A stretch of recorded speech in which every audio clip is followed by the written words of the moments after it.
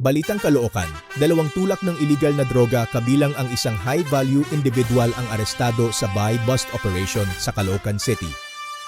Sa ulat ni Caloocan Police Chief Police Colonel Joey Goforth kay Northern Police District Acting Director Police Brigadier General Christopher De La Cruz, nakatanggap ng impormasyon ang mga operatiba ng Station Drug Enforcement Unit. Hinggil sa illegal drug activities ni alias King, 25 anyos.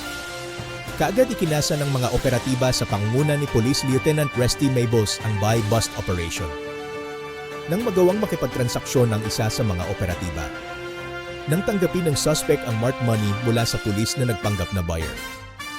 Kapalit ng isang plastic sachet ng shabu ay agad siyang ginamba, kasama ang kasabwat na si alias Wendell, 22 anyos, dakong alas 4 ng hapon.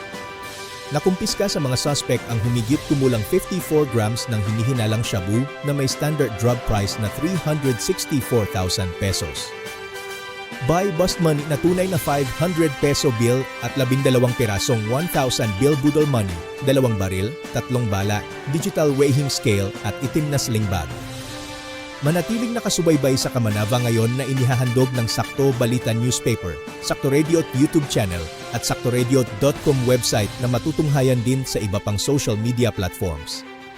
Ang inyong tagapagbalita, Roger Panizal. Maraming salamat po.